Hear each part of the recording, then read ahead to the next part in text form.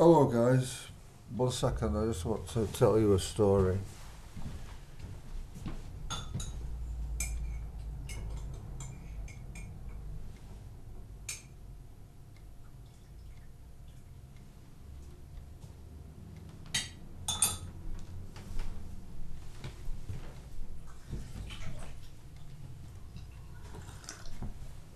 But I need a cup of tea first. Oh well.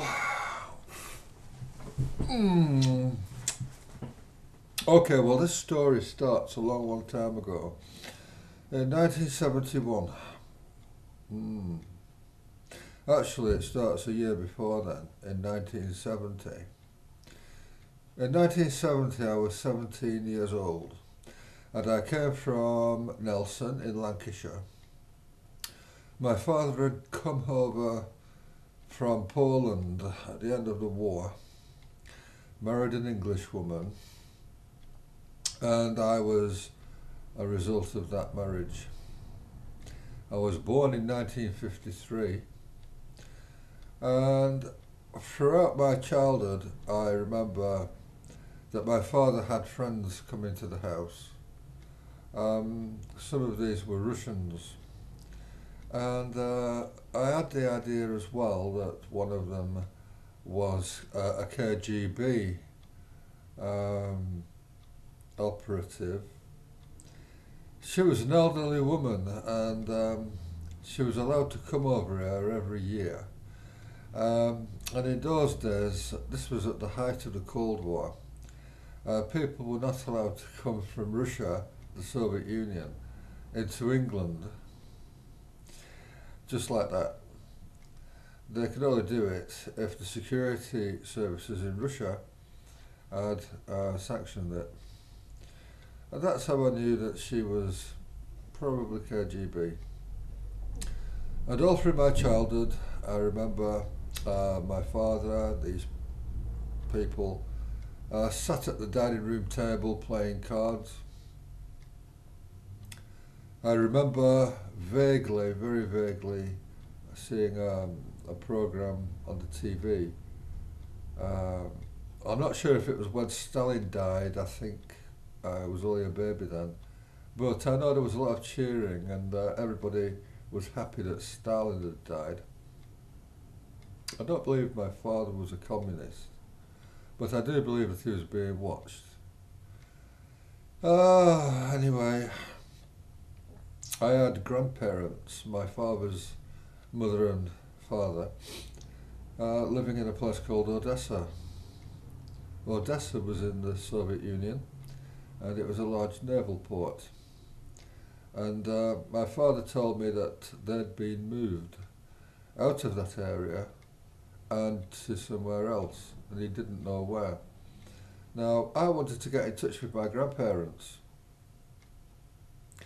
and so, because I didn't have an address for them, I thought the best thing to do was to go to the Soviet embassy in London and inquire and see if they could find the address for me.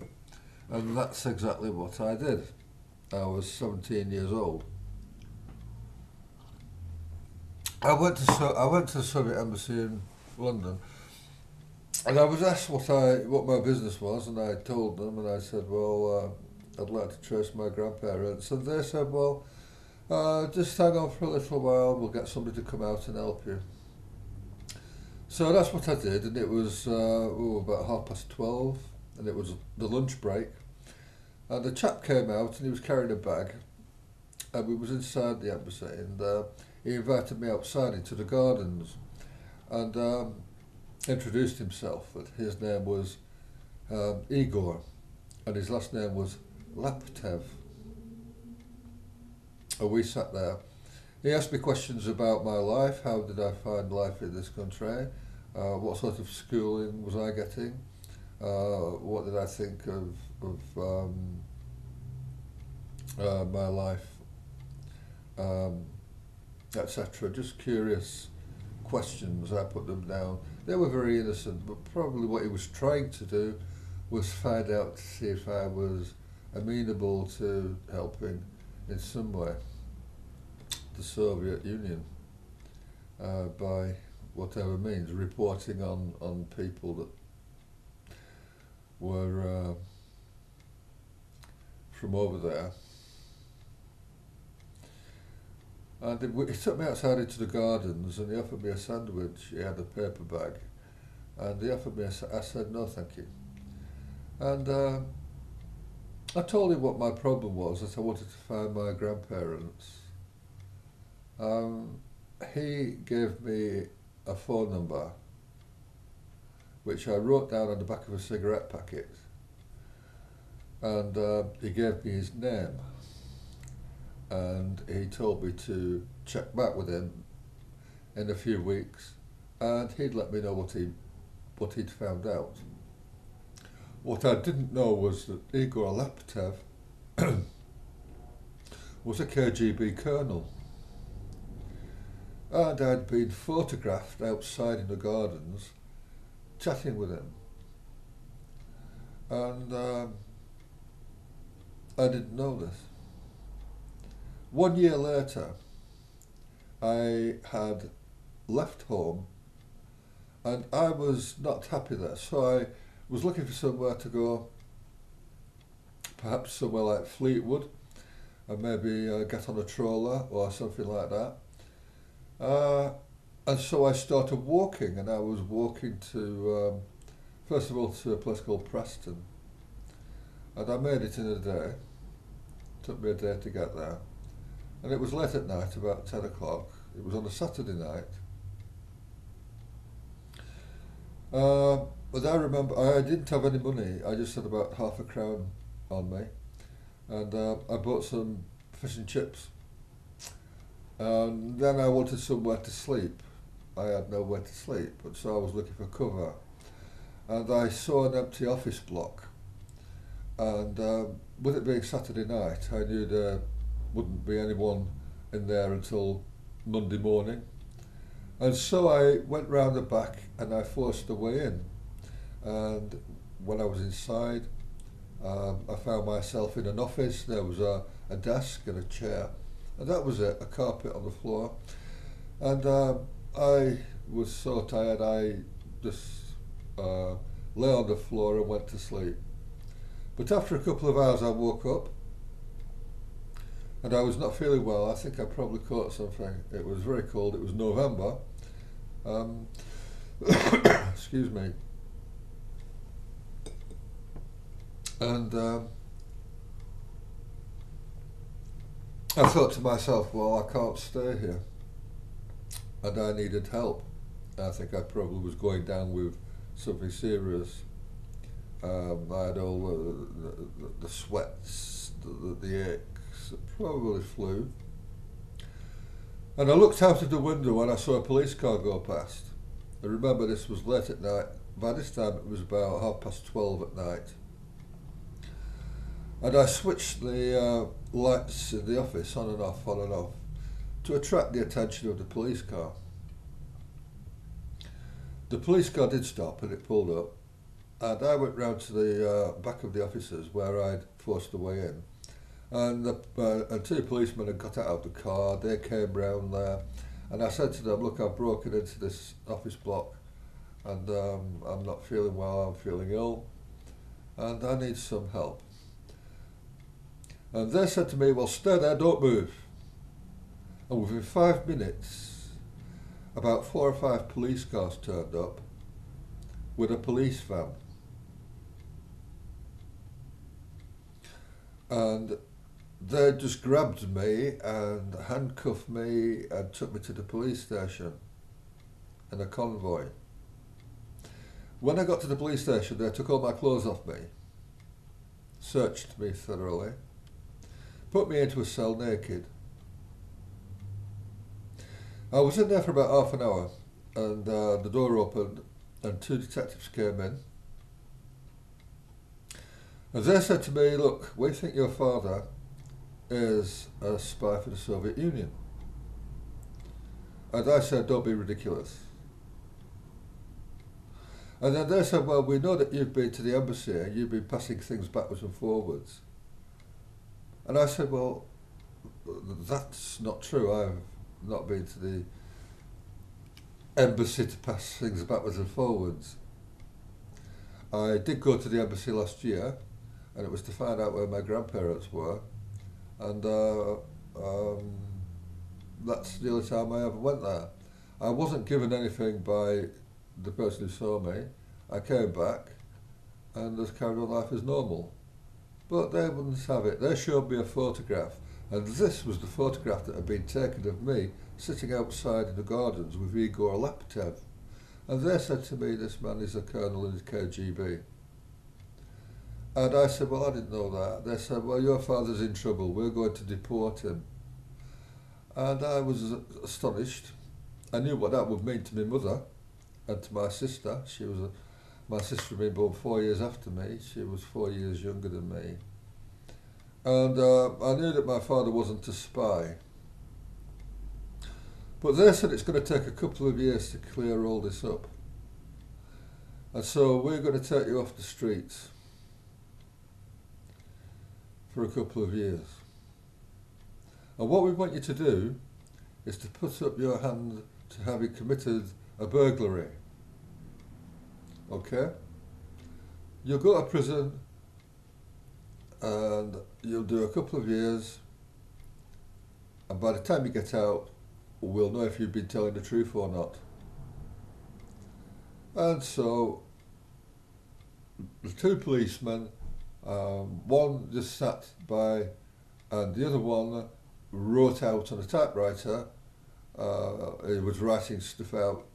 I was quiet, I was smoking a cigarette that they'd kindly given to me and a cup of tea. Until the guy doing the typing stopped and said, right, we'd like you to sign this. And I was only a kid and I didn't understand. There was no solicitor present, there was no camera, there was no recorder, there was nothing at all to record this interview. Only the two policemen and me. So judges' rules either didn't apply at that time or were completely ignored. And I signed it like an idiot. After that, the two policemen left and I went back into the cell, and then after a while the door opened again and another two detectives came in, and they told me that the two that I'd just seen, that they belonged to the special branch or something, I don't know. But they brought me some clothes, which was kind of them, an oversized pair of trousers, which were policeman's trousers, which didn't fit me and were so big, and a t-shirt, so I looked a bit like a clown really. And then they put me into a holding cell with other prisoners, and I was shipped out to a place called Risley. And I was there for a few days, and then I was brought back to Preston and put in front of the magistrates. The magistrates said, do you plead guilty to having committed this burglary? And I said yes. So I was further remanded until I was taken to Lancaster Assize Court in front of a judge called Mr. Justice Cantley. He asked me if I pleaded guilty, and again I said yes. I didn't know what the burglary involved, but somebody had broken into a house and attacked the people that lived in there. So it was an aggravated burglary and a GBH. The people in the house had actually seen the person who attacked them, so they knew what he looked like. They'd given a description to the police. There was two independent descriptions given. And so the police knew that I wasn't the person that had committed that crime, because I looked so far removed from the description given by the people in the house that I couldn't possibly have been the assailant. But in the court, those people who lived in the house, the witnesses, the primary witnesses, were advised not to attend. So they weren't there. If they had been there, they'd have pointed to me and said, hold on, that's not the man who attacked us, that's not the boy who attacked us. So the police kept them away. And then I was further remanded. At that time, the assize court was abolished, and so I next appeared in front of Manchester Crown Court, but with the same judge, Justice Cantley. And he tried me for GBH and aggravated burglary. There was nobody else in the court, there was no press that I can think of. The judge gave me 2 life sentences. A life sentence for burglary, aggravated burglary, and he gave me a life sentence for GBH. And at the time I didn't understand what this meant. 2 life sentences for something that I was told I was going to serve 2 years for. And then everything caved in. It slowly got to me that I'd been given these 2 life sentences. And they were harsh sentences in 1971. Very few people got life unless they'd killed somebody. So I'd been given the sentence of a murderer, ×2, and I was sent into the prison system aged 18. Okay, so I'm going to carry on with this in the next video. If you'd like to look underneath this video, you'll see a link that will take you to a book that tells the story. My name's Anthony Alexandrovic. Most people call me Alex. And the book is called The Longest Injustice. If you have a read of that, you'll know where I'm coming from, and you'll know what may be coming up in the next video. But I would like you to like this video if you want to see the rest of it, if you want me to carry on. And you can make any comments you like below. Other than that, I'm just going to say at the moment, I hope to see you again soon, and I will carry on letting you know what goes on. So for now, I'm going to sign out, guys, and just say, you know, what's going to come is going to surprise you. Okay.